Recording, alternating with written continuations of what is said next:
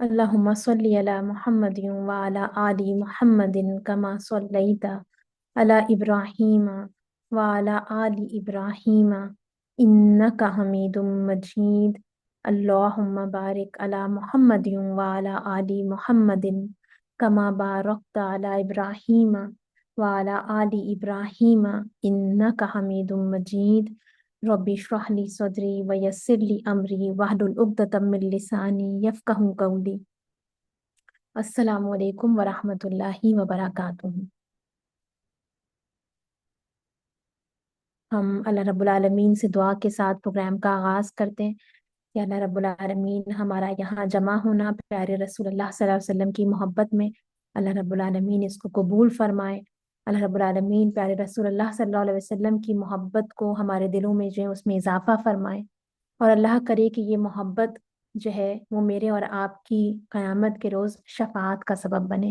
اللہ کرے کہ آج کے سیشن سے میں اور آپ اپنے عمل کے لیے کچھ چیزیں جو ہیں وہ لے کر اٹھیں. ہر شخص کی زندگی میں جیسے کچھ لوگ خاص اسپیشل ہوتے ہیں، ایسے ہی کچھ جگہیں مقام بھی خاص ہوتے ہیں. وہ جگہ جہاں آپ پیدا ہوئے، بچپن کی یادیں جہاں سے جڑی ہوتی ہیں، جن گلیوں میں آپ پل بڑھ کے جوان ہوتے ہیں، اسکول کالج جہاں جاتے ہیں، وہ جگہیں ہمارے لیے کتنی خاص ہوتی ہیں. سالوں بعد بھی وہاں سے گزر ہو تو نوسٹیلجیا فیل ہوتا ہے. کتنے لوگ ان کے ساتھ گزرا ہوا وقت، ان کی باتیں جو ہیں وہ یاد آنے لگتی ہیں. ایک عجب کشش ہوتی ہے ان جگہوں میں. کچھ جگہیں اس لیے بھی خاص اور دل کے قریب ہوتی ہیں کہ آپ کی زندگی کی کچھ خاص واقعات، لمحات جو ہیں ان سے جڑے ہوتے ہیں. شادی کے بعد پہلی بار جس گھر میں آپ جو ہے وہ قدم رکھتی ہیں، جس جگہ جس گھر میں آپ کے بچے پیدا ہوئے ہوتے ہیں، ان جگہوں سے ایک خاص آپ کا تعلق ہوتا ہے، ایک خاص محبت ہوتی ہے. یا کچھ جگہیں جو ہیں اپنی خوبصورتی کی وجہ سے، وہاں کی جھیلیں، سمندر، دریا، پہاڑ، آبشاریں، وہاں کے مناظر، وہاں گزرا ہوا وقت، وہاں جا کر جو فیلنگز یعنی جو احساس آپ کو ہوتا ہے، وہ سب آپ کے لیے خاص ہوتا ہے، آپ کے لیے، آپ کی فیملی کے لیے. مدینہ مدینہ ایک خاص بلکہ ایکسٹرا اسپیشل جگہ ہے. کچھ لوگوں کے لیے نہیں، کچھ فیملیز کے لیے نہیں، بلکہ 1400 سال سے ملینز آف پیپل کے لیے، generation after generation after generation of Muslims کے لیے، ہر زبان، رنگ، علاقے کے لوگوں کے لیے. نہ وہاں دریا اور نہ وہاں آبشاریں اور نہ وہاں کسی کا آبائی گھر، پھر بھی وہاں جانے کی تمنا اور دعائیں کہ ایک بار اللہ وہاں لے جائے. ایسا کیوں ہے؟ رسول اللہ صلی اللہ علیہ وسلم کی دعا کی وجہ سے کہ اے اللہ ہمارے دلوں میں مدینہ کی محبت اسی طرح پیدا کر دے جس طرح مکہ کی محبت ہے، بلکہ اس سے بھی زیادہ. مکہ خاص ہے، اسپیشل ہے کہ اللہ نے اپنے گھر کے لیے اسے چنا. ابراہیم علیہ السلام کی اللہ سے محبت اور اللہ کے لیے ہر قربانی دینے کے جذبے کی یادگار. ابراہیم علیہ السلام اور ان کے گھرانے کی اللہ کا نام، اس کے دین کو سربلند کرنے کی کوششوں کا سمبل. مکہ جہاں ہر جگہ اللہ کے محبت کے رنگ بکھرے ہوئے ہیں.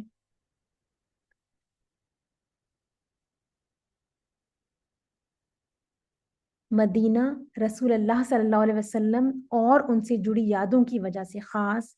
اس کی گلیوں اور کوچوں میں بکھرے رسول اللہ صلی اللہ علیہ وسلم سے محبت کے رنگ ہیں، جس کی بنیادوں میں انصار مدینہ کی اللہ کے رسول صلی اللہ علیہ وسلم سے محبت اور ان کے لیے ساری دنیا سے لڑ جانے کا جذبہ موجود ہے. مکہ جہاں سے رسول اللہ صلی اللہ علیہ وسلم نے اللہ کے دین کو سربلند کرنے کا، اس کی کوششوں کا آغاز کیا، اور مدینہ جہاں ان کوششوں کی تکمیل ہوئی، اللہ کا دین غالب ہوا. اللہ رب العالمین اپنے اور اپنے دین کے لیے اخلاص اور اس کے لیے ایفرٹس کی بہترین قدر کرنے والے. अश-शाकिर अश-शकूर। सुभान अल्लाह, अल्लाह के रसूल सल्लल्लाहु अलैहि वसल्लम की मदीना से मोहब्बत की जो दुआ थी वो कबूल हुई, और उसकी बरकत का नतीजा ये हुआ कि मुहाजिरीन के दिलों में सारी दुनिया से बढ़कर मदीना जो है वो अजीज हो गया। यही वजह है कि जब मक्का फतह हुआ तो मुहाजिरीन में से किसने मक्का वापस जाने का इंतखाब किया? हज़रत अबू बकर सिद्दीक रजी अल्लाह ताला अन्हु ने कहाँ रहना पसंद किया? मदीना में। हज़रत उमर रजी अल्लाह ताला अन्हु ने कहाँ का इंतखाब किया? ही रिमेन्ड इन मदीना। हज़रत उस्मान गनी रजी अल्लाह ताला अन्हु, he also remained in Medina. हज़रत बिलाल रजी अल्लाह ताला अन्हु, वो मक्का वापस नहीं लौटे। और सुभान अल्लाह, जिसके दिल में ईमान होता है वो मदीना से मोहब्बत करता है। आज तक जब कोई मुसलमान मदीना जाता है तो उसे एक स्पेशल एहसास होता है। जब आप मक्का जाते हैं, you have this feeling of magnificence, you are in ऑ। आपको अल्लाह की अजमत, उसकी शान का एहसास होता है। जब आप पहली बार मक्का की गलियों से गुजरते हुए मस्जिदुल हराम के बड़े बड़े पिलर्स को देखते हैं तो दिल की धड़कनें जो होती हैं वो तेज हो जाती हैं। उसमें दाखिल होने के बाद जब पहली बार काबा पर नजर पड़ती है तो जबान गंग और आंखों से आंसू बहने लगते हैं। कुछ देर के लिए आप सारी दुनिया को भूल जाते हैं, अल्लाह की अजमत और उससे कुर्बत के एहसास की वजह से। लेकिन जब आप मदीना जाते हैं, जो फ्लैट है मक्का के बरक्स, जो कि पहाड़ी इलाका है, और आप दूर से मस्जिद नबवी को देखते हैं, you have a different feeling. It's not a feeling of magnificence of the place, बल्कि एक सुकून का एहसास होता है। You feel at piece. ये हर मोमिन के लिए, हर बिलीवर के लिए एक महबूब जगह है। ये सब रसूल अल्लाह सल्लल्लाहु अलैहि वसल्लम की दुआ की बरकत की वजह से है।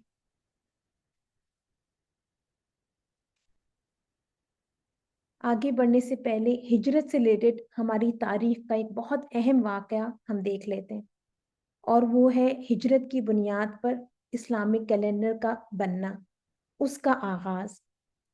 एक सिविलाइज्ड कौम की निशानी होती है उसका कैलेंडर, उसका राइटिंग सिस्टम, उसकी तामीरात, आर्किटेक्चर।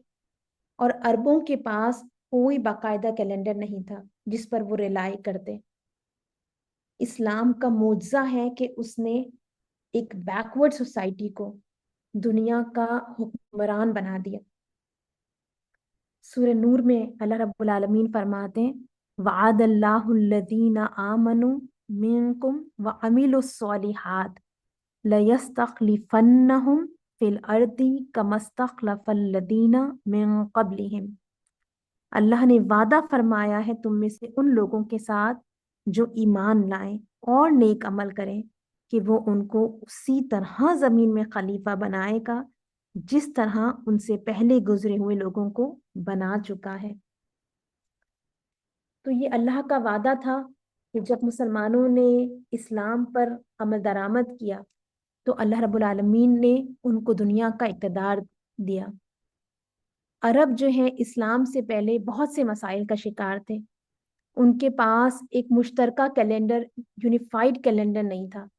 हर कबीले का अपना कैलेंडर सिस्टम होता था और ये अहम वाकयात पर मबनी होता था।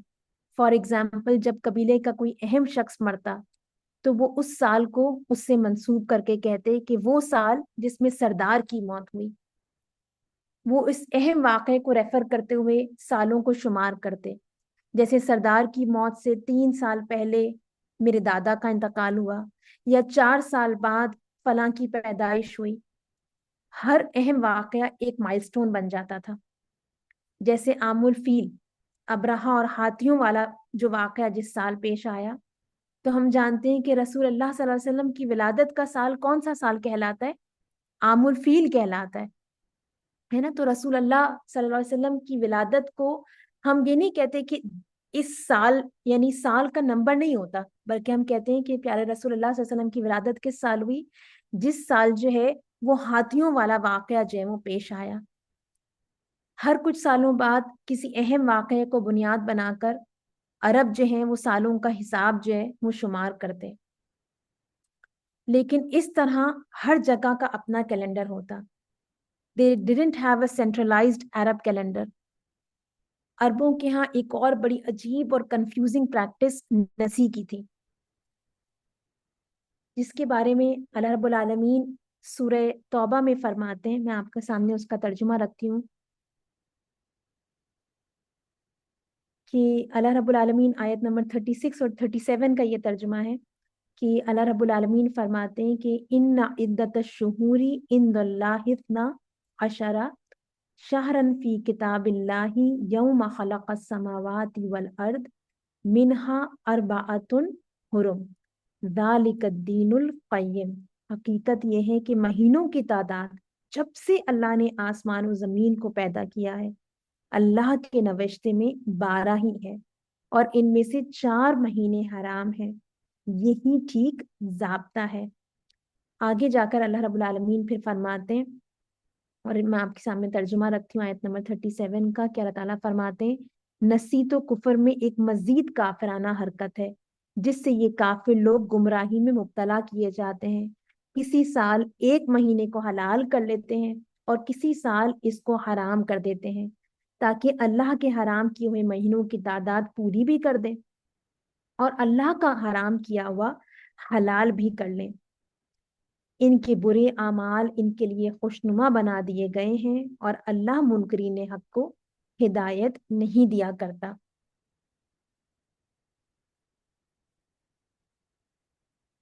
تو ان آیات سے مجھے اور آپ کو پتہ چلتا ہے کہ from the beginning of time Allah رب العالمین نے سال کو 12 مہینوں میں تقسیم کیا.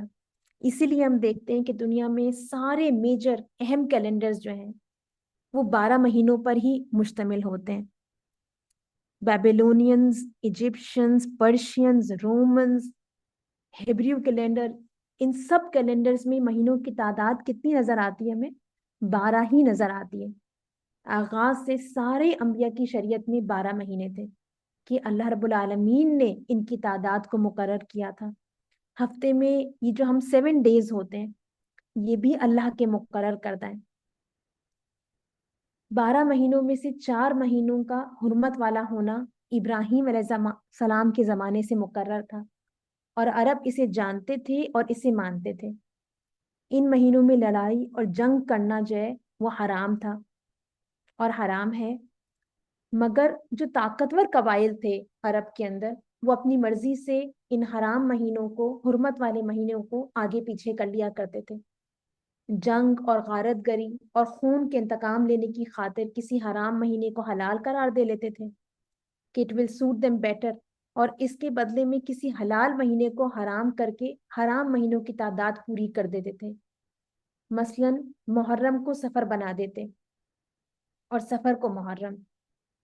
اسی طرح ایک اور چیز جو وہ کیلنڈر میں کیا کرتے تھے وہ یہ تھا کہ لونر کیلنڈر کو سولر کیلنڈر کے مطابق کرنے کے لیے اس میں کبیسہ کا 1 مہینہ بڑھا دیتے تھے تاکہ حج ہمیشہ ایک ہی موسم میں آتا رہے، یعنی ٹھنڈے موسم میں. جیسے ہم دیکھتے ہیں نا کہ جو کرسچنز ہیں ان کے ہاں جو یعنی وہ اپنے فیسٹیولز مناتے ہیں، تو آپ دیکھتے ہیں کہ جو ریلیجس وہ یعنی فیسٹیولز مناتے ہیں وہ ہمیشہ ایک ہی تاریخ کو آتے ہیں، یا تو دسمبر میں آتا ہے یا ہم دیکھتے ہیں کہ یعنی جو ایسٹر ہے وہ مارچ میں آتا ہے. تو جو عرب تھے وہ بھی کیا کیا کرتے تھے کہ لونر کیلنڈر میں 1 منتھ ایڈ کر کر اور اس کو سولر کیلنڈر کے برابر کر لیا کرتے تھے تاکہ حج کے لیے جب بھی لوگ آئیں تو ان کو ایک پلیزنٹ ویدر ملے، تاکہ سفر کے اندر آسانی ہو اور حج کی اندر جو محنت اور مشقت کرنی پڑتی ہے تو وہ ان کو گرمی میں نہ کرنی پڑے. اور پھر یہ کہ جب حج ٹھنڈے موسموں میں ہوتا تھا تو اس کی وجہ سے کیا ہوتا تھا کہ عرب کے دور دراز علاقوں سے لوگ بڑی تعداد میں آیا کرتے تھے. اس کی وجہ سے کیا ہوا کرتا تھا کہ مکہ کے جو لوگ تھے ان کی تجارت جو ہے وہ خوب چمکا کرتی تھی، ان کے میلوں میں خوب رونق جو ہے وہ ہوتی تھی. اب سوچیں کہ اگر ایسا سالوں اور صدیوں ہوتا رہے تو اس کا کیا رزلٹ نکلے گا؟ سارے مہینے آگے پیچھے ہو جائیں گے they will all get jumbled up, اور کسی کو معلوم نہیں ہوگا کہ اصل میں یہ مہینہ کون سا ہے. اس طرح اصل مہینوں کی جو اہمیت اور تقدس تھا، جو سینکٹیٹی تھی، وہ عرب کے ہاں اب پھر باقی نہ رہی اسلام سے پہلے. مگر جس سال پیارے رسول اللہ صلی اللہ علیہ وسلم نے حج کیا، جسے ہم حجۃ الوداع کہتے ہیں، تو آپ صلی اللہ علیہ وسلم نے فرمایا ان الزمانہ قد استدار کہیئتہ یوم خلق اللہ السماوات والارض. دیکھو زمانہ پھر اپنی پہلی اسی حیت پر آ گیا ہے جس پر اللہ تعالیٰ نے آسمان و زمین کو پیدا کیا تھا. یعنی اس سال حج کا وقت گردش کرتا ہوا ٹھیک اپنی اس تاریخ پر آ گیا ہے جو قدرتی حساب سے اس کی اصل تاریخ ہے. تو اللہ تعالیٰ نے اپنی قدرت سے حجۃ الوداع کے سال مہینوں کو ان کے پراپر آرڈر میں کر دیا. اس کے بعد پھر کبھی ان مہینوں کو آگے پیچھے نہ کیا گیا.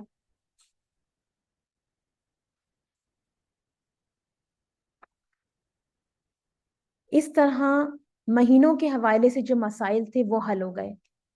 لیکن ایک اور مسئلہ سالوں کے حساب کا تھا. رسول اللہ صلی اللہ علیہ وسلم نے باقاعدہ کیلنڈر نہیں قائم کیا تھا. ہجرت کے غالباً 17th ایئر حضرت عمر رضی اللہ تعالیٰ عنہ کے دور خلافت میں کچھ واقعات پیش آئے. پہلا واقعہ جو روایات میں ملتا ہے، ہمیں کتابوں کے اندر ہمیں ملتا ہے، وہ یہ کہ حضرت عمر رضی اللہ تعالیٰ عنہ کے سامنے دو لوگوں کے درمیان مال کی ادائیگی کے حوالے سے تنازع کا ایک مسئلہ پیش کیا گیا. ایک فریق نے کہا کہ اس شخص نے مجھے شعبان میں میرے پیسے واپس لوٹانے تھے اور اب رمضان بھی آ گیا ہے، لیکن ابھی تک اس نے میرے پیسے جو ہیں وہ ریٹرن نہیں کیے. دوسرے شخص نے کہا کہ نہیں، میں نے رقم اس سال کے شعبان میں نہیں بلکہ اگلے سال شعبان میں جو ہے وہ لوٹانی تھی. تو عمر رضی اللہ تعالیٰ عنہ نے کہا کہ ہم کیسے اس مسئلے کا حل نکالیں، کیونکہ جو دونوں فریق تھے مقدمے کے، دونوں کے پاس ویلڈ ریزن تھا، کیونکہ کانٹریکٹ میں صرف شعبان لکھا تھا، سال جو ہے اس کو مینشن نہیں کیا گیا تھا. ایک اور واقعہ جو ہمیں کتابوں میں ملتا ہے وہ یہ کہ عمر رضی اللہ تعالیٰ عنہ کو ابو موسیٰ الاشعری، جو کہ اس زمانے میں بصرہ کے گورنر تھے، ان کی طرف سے ایک خط موصول ہوا کہ ہمیں ڈاکیومنٹیشن کے اندر اور مقدمات کے فیصلوں کے اندر مسئلہ ہوتا ہے. آپ ہمیں کسی کام کو کرنے کا کہتے ہیں کہ کسی خاص مہینے تک یہ کام جو ہے وہ کر لیا جائے، لیکن ہم نہیں جانتے کہ اس سے مراد یہی سال ہوتا ہے یا اگلا سال اور اس کا مہینہ ہوتا ہے. تو اس مسئلے کا ہمیں حل بتائیں. پھر ایک واقعہ، یہ ایک جو بات آتی ہے وہ یہ بھی آتی ہے کہ جب عمر رضی اللہ تعالیٰ عنہ کے زمانے میں فتوحات جو ہیں وہ ہو رہی تھیں، تو خمس جو مدینہ میں آتا تھا اس کو انٹر کرنے کے لیے کون سی تاریخ کا استعمال کیا جائے، کس سال کو لکھا جائے، اس کے لیے بھی جو ہے وہ کیلنڈر کی ضرورت جو ہے وہ محسوس ہوئی. تو عمر رضی اللہ تعالیٰ عنہ نے صحابہ کی شورا بلائی کہ اس کا حل نکالیں. کسی نے کہا کہ ہم رومنز یا پرشینز کا کیلنڈر فالو کر لیتے ہیں، ہے نا، ایک اسٹیبلشڈ کیلنڈر ہے، دنیا کی ایک بڑی طاقتیں جو ہیں وہ اس کو یوز کرتی رہی ہیں، سالوں سے یوز کرتی رہی ہیں، تو ہم اس کو فالو کر لیتے ہیں. مگر یہ سجیشن جو ہے وہ فوراً ریجیکٹ کر دی گئی، کیونکہ مسلمان جانتے تھے کہ ان کی اپنی ایک سویلائزیشن ہے، انہیں کسی اور کی سویلائزیشن کو فالو کرنے کی قطعاً کوئی ضرورت نہیں. تو مسلمانوں نے اپنا کیلنڈر بنانے کا فیصلہ کیا. پھر یہ بات ہوئی کہ آغاز کس سال سے.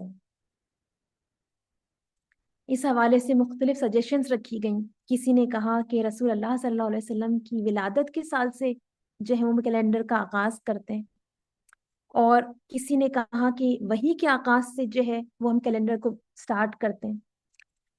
کسی نے کہا کہ غزوہ بدر جو ہے وہ ایک بہت امپورٹنٹ انسیڈنٹ ہے، اس سے کیلنڈر کو جو ہے وہ شروع کرنا چاہیے.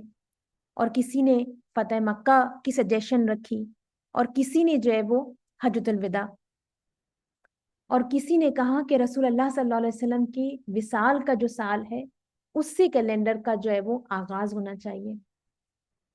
علی رضی اللہ تعالیٰ عنہ، علی ابن ابی طالب رضی اللہ تعالیٰ عنہ، پھر انہوں نے ایک رائے رکھی. انہوں نے کیا رائے رکھی؟ انہوں نے کہا کہ ہجرت کے سال سے آغاز ہونا چاہیے. کیوں؟ کیونکہ ہجرت ایک فیصلہ کن مرحلہ تھا جس نے مسلمانوں کے حالات کمپلیٹلی چینج کر دیے. اس نے مسلمانوں کو کمزوری، بے بسی، مظلومی سے نکال کر عزت، شرف، طاقت عطا فرمایا تھا. اس پر تمام صحابہ جو ہیں وہ متفق ہو گئے. عمر رضی اللہ تعالیٰ عنہ نے اس رائے کو قبول کر لیا اور فرمایا ہے کہ سب سے بہترین رائے ہے. اب یہ ڈیسائیڈ کرنا باقی تھا کہ اس کیلنڈر کا پہلا مہینہ کون سا ہو، کیونکہ اس سے پہلے جو 12 مہینے تھے وہ بس ایک کے بعد ایک جو ہے وہ یعنی آتے رہتے تھے. کوئی مہینہ فرسٹ نہیں تھا. جیسے ہم دیکھتے ہیں کہ یعنی ہم جو دنیا میں جو کیلنڈر فالو کیا جاتا ہے تو جنوری کو فرسٹ مہینہ کہا جاتا ہے. تو اس طرح سے جو یعنی 12 مہینے پہلے تھے، محرم، سفر، یہ مہینے جو تھے ان میں کوئی مہینہ پہلا مہینہ نہیں تھا. تو اس کے اوپر صحابہ کرام سے جو ہے وہ تجاویز لی گئی. کسی نے کہا کہ رمضان جو ہے وہ پہلا مہینہ ہونا چاہیے کہ سال کا سب سے بابرکت مہینہ ہے. کسی نے کہا کہ ذی الحجہ، اور کسی نے رجب کی جو ہے وہ رائے دی. عثمان بن عفان رضی اللہ تعالیٰ عنہ نے محرم کا جو ہے وہ مشورہ دیا. محرم کیوں؟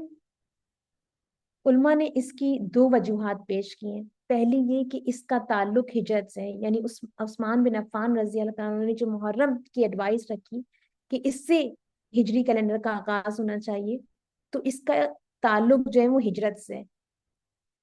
اچھا، ہجرت کس مہینے میں ہوئی؟ ہم ہجرت کو ابھی بہت کلاسز میں ہم پڑھ رہے ہیں. تو ہجرت جو ہے وہ کس مہینے میں ہوئی؟ رسول اللہ صلی اللہ علیہ وسلم نے سفر کے آخر میں ہجرت کا آغاز کیا، اور ربیع الاول میں پیارے رسول اللہ صلی اللہ علیہ وسلم قبا پہنچے تھے. تو پھر محرم کا ہجرت سے کیا تعلق ہے؟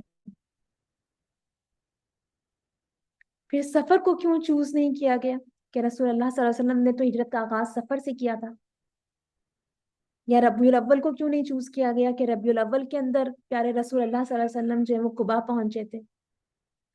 اس لیے کہ لوگوں کو ہجرت کی اجازت محرم میں دی گئی تھی، اور اسی مہینے میں جو میجورٹی آف مسلمز تھے انہوں نے مکہ سے مدینہ کی طرف جو ہے وہ ہجرت کی تھی. اسی لیے محرم کو جو ہے وہ پہلا مہینہ قرار دیا گیا. کچھ روایات میں حضرت عثمان غنی رضی اللہ تعالیٰ عنہ کی طرف سے یہ وجہ بیان کی جاتی ہے کہ اس زمانے میں صحابہ تقریباً ہر سال ہی حج کیا کرتے تھے، ہے نا. مکہ اور مدینہ اتنے کلوز تھے اور صحابہ میجورٹی وہیں بیس تھے. تو صحابہ جو ہیں وہ ہر سال حج کے لیے جایا کرتے تھے، اور ان کے لیے حج سے واپسی ایک نئی زندگی کا آغاز ہوا کرتا تھا، ا فریش بگننگ. اور حج سے واپسی کب ہوتی ہے؟ ذی الحجہ کے آخر میں. اور اس کے بعد کون سا مہینہ آتا ہے؟ محرم. اس وجہ سے محرم کو پہلے مہینے کے طور پر لیا گیا. اس واقعے سے ہمیں پتہ چلتا ہے کہ صحابہ ہجرت کی اہمیت کو اچھی طرح سمجھتے تھے. اب اس کے بعد ہم ہجرت سے پہلے جو مدینہ کے حالات تھے ان پر ہم جو ہیں وہ ایک نظر ڈال لیتے ہیں. پیارے رسول اللہ صلی اللہ علیہ وسلم کی جو وزڈم تھی، جو اسٹریٹجیز تھیں، جو دعوت کا انداز تھا، معاشرے پر ان کے جو اثرات تھے، ان کو ہم اس وقت تک پوری طرح سمجھ نہیں سکتے جب تک کہ ہم یہ نہ جان لیں کہ اس وقت کا معاشرہ اور ماحول کیسا تھا جس میں آپ صلی اللہ علیہ وسلم نے کام کیا. یہ بہت ضروری ہے کہ ہمیں اس بات کا واضح تصور ہو کہ نبی کریم صلی اللہ علیہ وسلم قرآن اور اسلام کی آمد سے پہلے عرب کا معاشرہ، اس کی سوسائٹی کیسی تھی. اس کی اہمیت کو، اس ٹاپک کی اہمیت کو سمجھنے کے لیے ایک ایگزامپل میں آپ کے سامنے رکھتی ہوں کہ جب آپ کسی ایسے شہر کی تصویر دیکھتے ہیں جو زلزلے یا کسی اور وجہ سے تباہ ہو گیا ہو، تو وہ جو منظر ہے بہت ہولناک لگتا ہے، لیکن اس کی اصل شدت اس وقت سمجھ میں آتی ہے جب آپ بیفور اینڈ آفٹر پکچرز جو ہیں دیکھتے ہیں، ہے نا.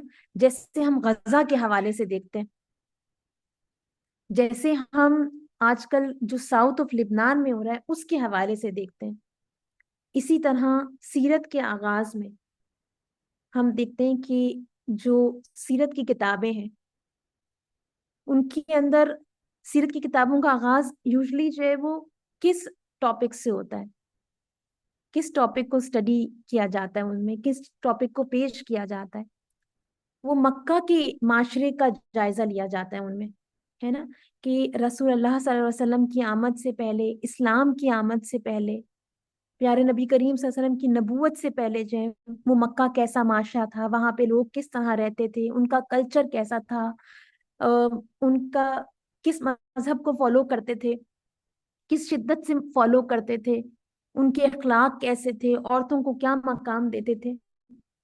تو اب کے پیارے رسول اللہ صلی اللہ علیہ وسلم جو ہیں وہ مدینہ ان کی آمد ہو چکی ہے، اور اب پیارے رسول اللہ صلی اللہ علیہ وسلم یہاں پر ایک بہت خوبصورت سوسائٹی کی بنیاد رکھنے لگے۔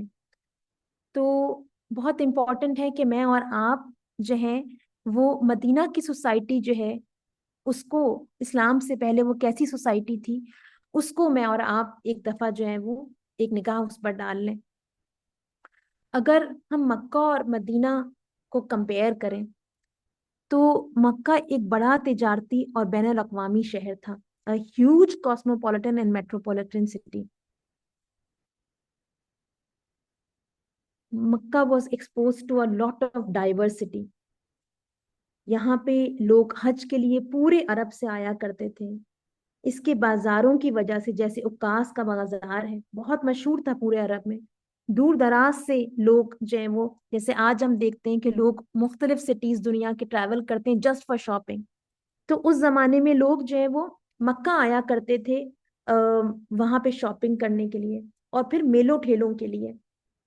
اور اس وجہ سے کیا ہوتا تھا کہ مکہ جو ہے وہ ہر طرح کے کلچر، زبان اور مختلف، یعنی جو لوگوں کی جو ڈائیورسٹی تھی، جو ایتھنیسٹی تھی، اس کو جو ہے وہ مکہ جو ہے وہ ایکسپوز تھا۔ لیکن جب یعنی حج کا سیزن ختم ہو جاتا تھا، یہ جو بازار تھے ان کا یعنی ٹائم جو ہے وہ ختم ہو جاتا تھا، تو لوگ کیا ہوتے تھے ان کے اختتام پر اپنے اپنی جگہوں پر، اپنے اپنے شہروں میں جو ہے وہ واپس چلے جاتے تھے۔ مکہ کے اندر، مکہ جو ہے وہ قریش کا علاقہ تھا اور ان کا یہاں غلبہ تھا۔ قریش جو ہے وہ ایک قبیلہ تھا، اور باقی قبیلے جیسے ہم دیکھتے ہیں کہ پیارے رسول اللہ صلی اللہ علیہ وسلم کا قبیلہ جو ہے وہ بنو ہاشم تھا، یا جو ہے وہ خالد بن ولید کا قبیلہ جو ہے وہ بنو مخزوم تھا۔ تو مختلف جو قبیلے ہم دیکھتے ہیں، نام دیکھتے ہیں، یہ سب جو ہیں وہ قریش کی سب ٹرائبس ہیں، ان کی جو ہے وہ برانچز تھیں۔ اور پھر ہم دیکھتے ہیں کہ مکہ کے اندر جو ہے، مکہ کے لوگ جو ہیں وہ ایک ہی زبان بولا کرتے تھے، سب کی زبان جو ہے وہ عربی تھی، اور ایک ہی غالب مذہب تھا، یعنی تمام کے تمام لوگ مکہ کے جو ہیں وہ بت پرست تھے۔ اگر ہم مدینہ دیکھیں تو مدینہ جو ہے وہ مکہ سے ان چیزوں کے اندر مختلف تھا۔ It was a lot more diverse than مکہ۔ یہاں مختلف ایتھنیسٹی، قبائل اور مذاہب کے لوگ رہتے تھے۔ یہاں پر جو دو بڑے گروپس آباد تھے وہ کون تھے؟ ایک تھے اوس اور خزرج کے قبیلے، اور دوسرے تھے یہود، اور دونوں میں بہت ڈفرنس تھا۔ ان کی مدینہ میں یا یثرب میں کیسے آمد ہوئی، اس کے حوالے سے ہم پریویس کلاسز میں کچھ ہم اسٹڈی کر بھی چکے ہیں، تھوڑا سا بریفلی اس کو آج ہم ریکال کرتے ہیں اور وہاں سے ہم جو ہے وہ آگے بڑھتے ہیں۔ کہ ہم نے پہلے بھی دیکھا تھا کہ 450 یا 451 عیسوی میں جو یمن تھا وہاں پر ایک بہت بڑا ڈیم تھا، اور وہ ڈیم جو ہے وہ پھٹ گیا تھا، جس کی وجہ سے ایک بہت بڑا سیلاب وہاں آیا تھا۔ اس کی وجہ سے جو وہاں پر قوم آباد تھی، قوم سبا، وہاں کے جو لوگ تھے وہ یمن سے جو ہیں وہ کوچ کر گئے تھے اور مختلف عرب کے علاقوں میں جو ہیں وہ پھیل گئے تھے۔ قوم سبا کا ایک شخص تھا جس کا نام تھا عمر بن عامر، وہ اپنی فیملی، اپنے بچوں کو لے کر جو ہے وہ نارتھ کی طرف جو ہے وہ منتقل ہو گیا۔ اس کا ایک بیٹا تھا سالبہ، اور اس بیٹے سالبہ کی اولاد میں ایک شخص تھا حارثہ، جس کے دو بیٹے تھے ایک ہی بیوی کیلا سے، ایک کا نام اوس تھا اور دوسرے کا خزرج۔ ان کی اولاد یثرب یعنی مدینہ میں جا کر جو ہے وہ آباد ہوئی تھی، جہاں پہلے سے یہودی جو ہیں وہ قبضہ جمائے ہوئے تھے۔ ایک مدت تک کیا ہوا کہ یہودیوں نے اوس اور خزرج کی اولاد کو، جو مین سٹی تھا اور جو بہت فرٹائل لینڈز تھے، وہاں انہیں گھسنے نہ دیا، اور اوس اور خزرج کے جو قبیلے تھے یہ مدینہ کے اطراف میں اس کے ارد گرد جو بالکل بنجر زمینیں تھیں وہاں پر بسنے پر جو ہے وہ مجبور ہوئے اور بہت تنگی کے ساتھ زندگی گزارتے رہے۔ لیکن آخرکار کیا ہوا کہ انہوں نے اپنے جو ریلیٹیوز تھے غسانی، جو کہ نارتھ آف یعنی عرب میں آباد تھے، شام کے علاقے میں آباد تھے، انہوں نے ان سے مدد مانگی۔ غسانی جو ہے وہ فوج لے کر آئے اور انہوں نے یہودیوں کو زبردستی شہر سے نکال کر اوس اور خزرج کو اس شہر پر جو ہے وہ قبضہ دلوایا۔ یہ جو اوس اور خزرج ہیں، ان کے حوالے سے آتا ہے کہ ان کی بہت ساری شاخیں تھیں، اور جو اوس کا قبیلہ تھا، اوس کا آتا ہے کہ یہ جو اوس شخص تھا اس کا اپنا صرف ایک ہی بیٹا تھا۔ اور اگر آپ دیکھیں تو آپ کے سامنے یہ ایک جو اوس کی ڈفرینٹ شاخیں ہیں اس کا ایک اوس اور خزرج کی جو مختلف شاخیں ہیں اس کا ایک جو ہے ڈائیگرام آپ کے سامنے، ایک پکچر آپ کے سامنے جو ہے وہ نظر آ رہی ہوگی۔ تو جو اوس تھے اس کا صرف ایک ہی بیٹا تھا، اور پھر اس کا نام تھا مالک، اور اس کی اولاد جو ہے اس کی مزید یعنی شاخیں تھیں، جیسے کہ عمر بن مالک، اور اسی سے قبیلہ عبد الاشل تھا، پھر اوف بن مالک، اور اس سے قبیلہ بنو عمر بن اوف ہے، جہاں پیارے رسول اللہ صلی اللہ علیہ وسلم جب قبا میں آئے تو بنو عامر بن اوف کے ہاں ٹھہرے تھے۔ اسی طرح سے ان کا ایک قبیلہ جو ہے وہ حشم تھا، اور ایک امراء القیس تھا، ایک مرہ بن مالک تھا۔ اگر آپ خزرج پہ آئیں تو خزرج کے 5 بیٹے تھے، اوس کے ہم نے دیکھے کتنے بیٹے تھے، ایک بیٹا تھا، اور اس کی پھر اولاد جو ہے وہ مختلف شاخوں کے اندر تقسیم ہوئی۔ خزرج کے اس کے مقابلے میں 5 بیٹے تھے، جشم، اوف، حارث، عمر اور کعب، اور ان کی اولاد جو ہے وہ کون سی تھی، ان کو بھی 5 میں جو ہے وہ اسکالرز ڈیوائڈ کرتے ہیں کہ جشم بن خزرج تھے، اور اس کی ایک برانچ آگے جا کے بنو سلمہ ہے۔ اوف بن خزرج تھے تو ایک اوف بن مالک ہیں جو اوس کی برانچ ہے، اور ایک اوف بن خزرج ہے۔ یہ جو اوف بن خزرج ہے اس کی ایک برانچ سے جو ہے جو رئیس المنافقین ہے، دا لیڈر آف دا ہپوکریٹس، عبداللہ بن ابی، وہ اس برانچ سے یعنی خزرج کی ایک برانچ سے ہے۔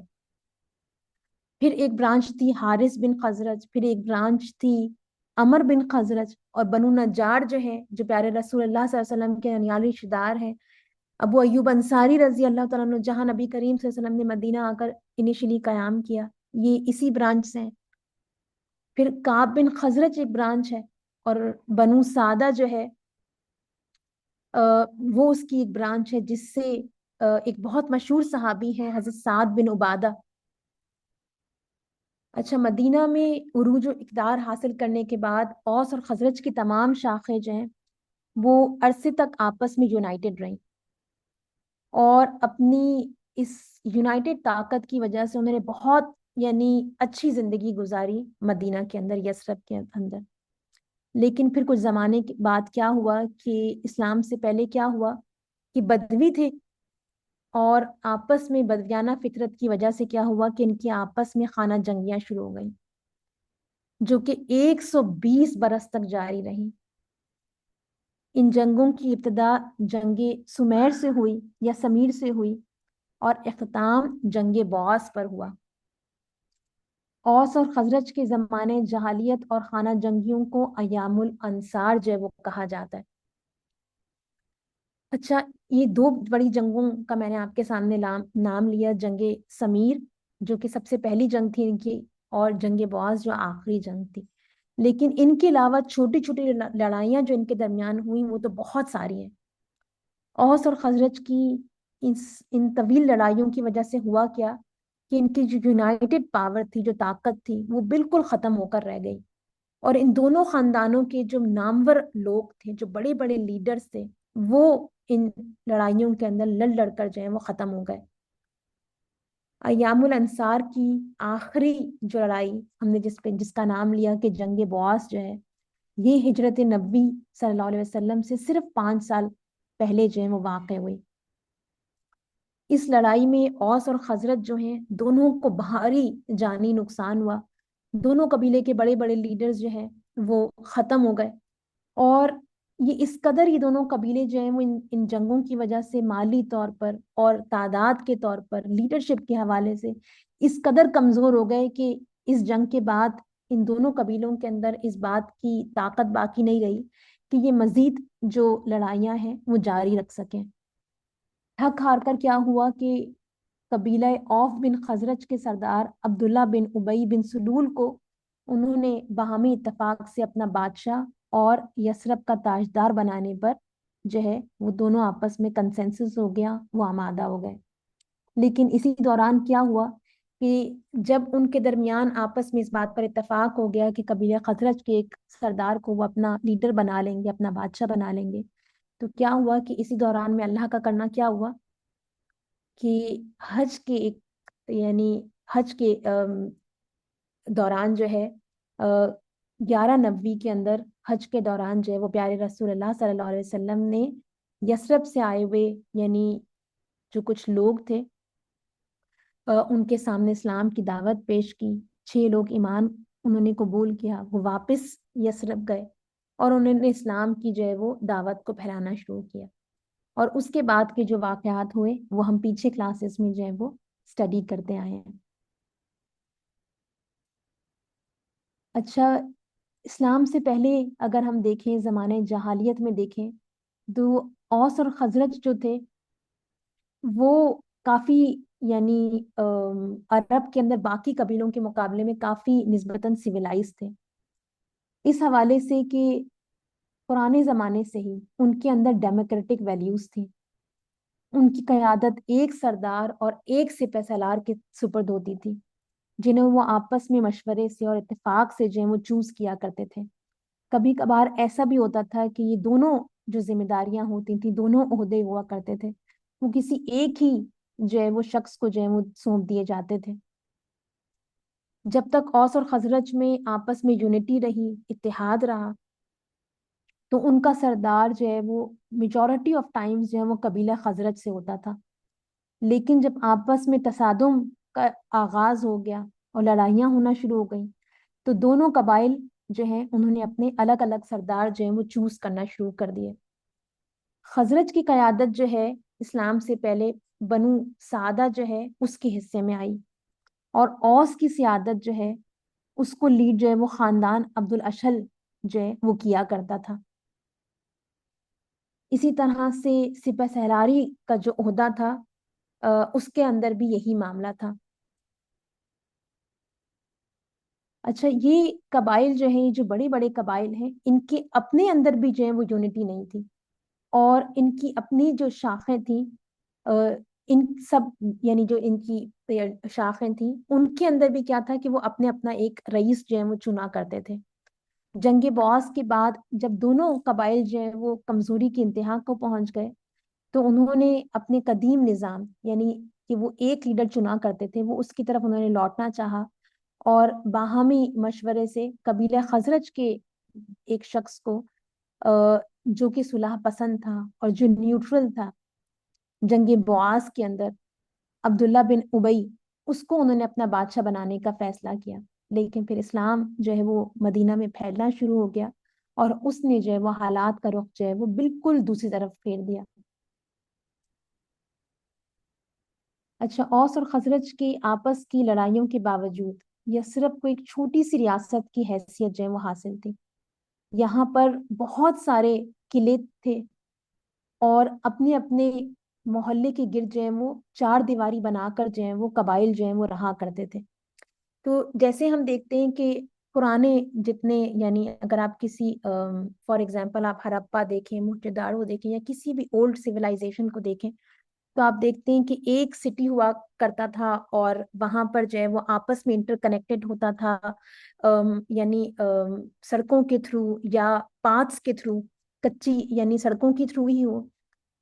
लेकिन अगर आप मदीना को देखते हैं, यसरब को देखते हैं इस्लाम से पहले, तो वहां ऐसा नहीं है। हम देखते हैं कि जो यसरब की पिक्चर हमारे सामने आती है इस्लाम से पहले, वो ऐसे कि हर कबीले का जो है वो अपना एक इलाका होता था, और हर कबीले के सारे लोग जो हैं वो उस इलाके में रहा करते थे। और जो एक कबीला होता था वो उसका एक इलाका होता था, दूसरे कबीले का जो है वो दूसरा इलाका होता था। और ये कबीले आपस में जो है इनके दरमियान यानी रास्ते हुआ करते थे, जिससे कच्ची यानी सड़कें सी हुआ करती थी मिट्टी की, जिससे ये आपस में जो है वो कनेक्टेड हुआ करते थे। हर कबीले का अपना इलाका होता था, वहीं उनके खजूर के दरख्त और बागात हुआ करते थे, और वहीं उनके यानी तमाम लोग जो हैं वो रहा करते थे। तो इस तरह से छोटे छोटे छोटे छोटे कस्बों का या छोटे छोटे छोटे यानी ग्रुप्स का जो है, मुख्तलिफ ग्रुप्स जो है वो मिलकर जो है वो यसरब में रहा करते थे।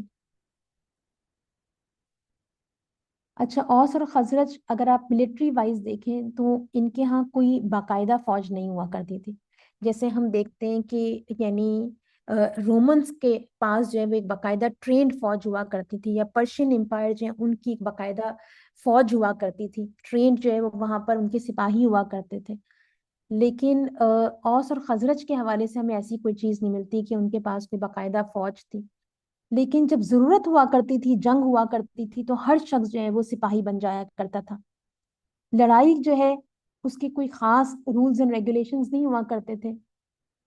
लड़ने वाला अगर एक फरीक जो है वो मैदान जंग से भागता और अपने मोहल्ले में चला जाता, तो आम तौर पर क्या होता था कि उसको उसका पीछा नहीं किया जाता था। लड़ाइयों में जो इस्तेमाल होने वाले हथियार थे, अंसार या तो उन्हें खुद बनाते थे या फिर उन्हें यहूद से जो है वो खरीदते थे, क्योंकि यहूद जो हैं वो वेपन्स बनाने के फन में जो है वो बहुत माहिर थे। अंसार के हवाले से आता है कि वो अपने मुर्दों को दफनाते थे, और इस मकसद के लिए मदीना के मुख्तलिफ हिस्सों में उन्होंने कई कब्रिस्तान बना रखे थे। अच्छा, अगर अंसार की आप इकोनॉमी देखें तो मोस्ट ऑफ इट्स इकोनॉमी जो है वो टोटली डिपेंडेंट थी एग्रीकल्चर पे। वो जमीनें काश्त करते थे और बागात लगाते थे। मदीना की जमीन जरखेज भी थी, फर्टाइल भी थी, इसलिए माशी लिहाज से अंसार जो है वो खुशहाल थे। बहुत रिच नहीं थे, बहुत अमीर नहीं थे, कि बिजनेसमैन नहीं थे यहाँ पे, ज्यादातर ज्यादातर फार्मर्स थे।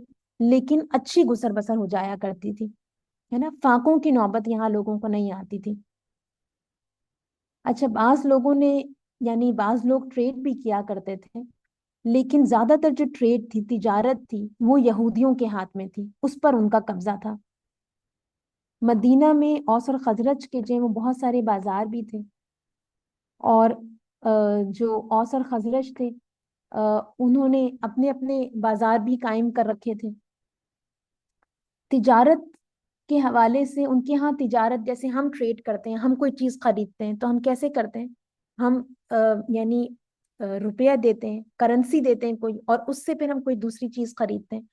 लेकिन इनके यहाँ जो है वो कॉइन्स का रिवाज नहीं था, तो बार्टर सिस्टम था, यानी एक्सचेंज ऑफ गुड्स हुआ करती थी, कि कुछ देते थे, कोई कोई चीज देते थे, और उसके बदले कोई दूसरी चीज जो है वो ये लोग खरीद लिया करते थे। अंसार के अंदर अगर आप लिटरेसी देखें तो वो भी बहुत कम थी, ज्यादातर लोग जो है वो अनपढ़ थे। अलबत्ता कुछ लोग जो है वो अरबी और इब्रानी जबानों में लिखना और पढ़ना जानते थे।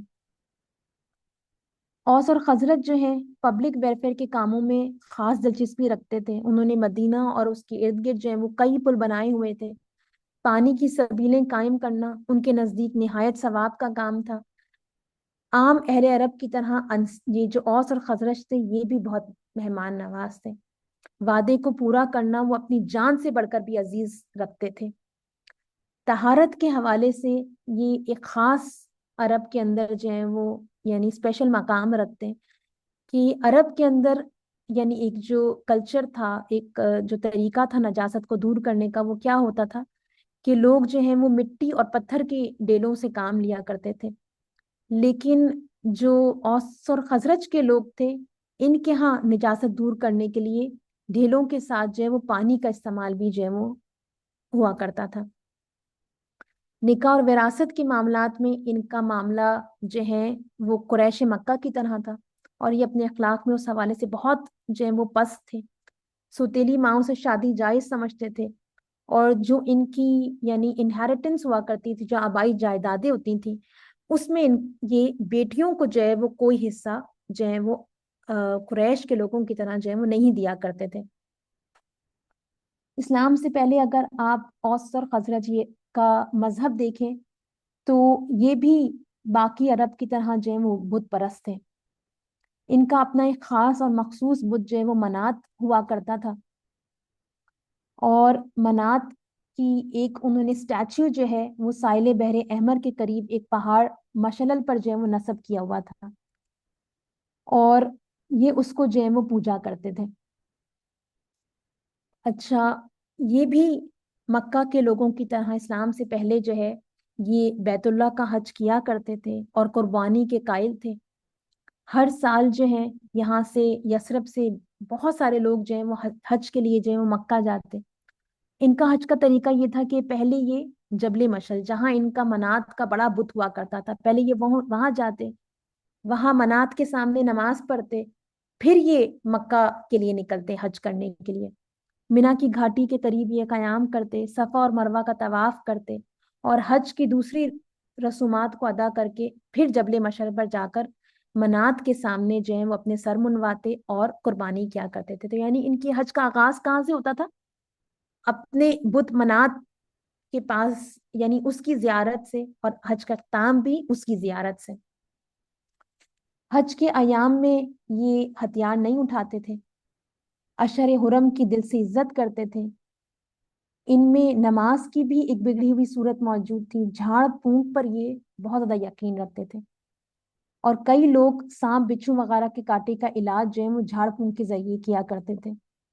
ان کی اخلاقی حالت اگر ہم دیکھیں تو قریش مکہ اور عرب کے دوسرے قبائل کی نسبت قدرے بہتر تھی. فواہش کو برا جانتے تھے، اور اخلاقی برائیوں کو جو ہے وہ کسی نہ کسی صورت میں ان کا محاسبہ جو ہے وہ کیا کرتے تھے. تو یہ تھی یعنی پیارے رسول اللہ صلی اللہ علیہ وسلم کی آمد سے پہلے اوس اور خزرج جو ہیں ان کے حالات. انشاءاللہ نیکسٹ کلاس میں جو ہے وہ یہود جو ہیں ان کے کیا حالات تھے پیارے رسول اللہ صلی اللہ علیہ وسلم کی آمد سے پہلے، ان کے قبیلے کہاں آباد تھے، وہ ان کا کیا پیشہ تھا، ان کی مذہبی حالت کیسی تھی، ان چیزوں کو انشاءاللہ اب ہم نیکسٹ کلاس میں جو ہے ہم کنٹینیو کریں گے، نیکسٹ کلاس میں ان کو اسٹڈی کریں گے.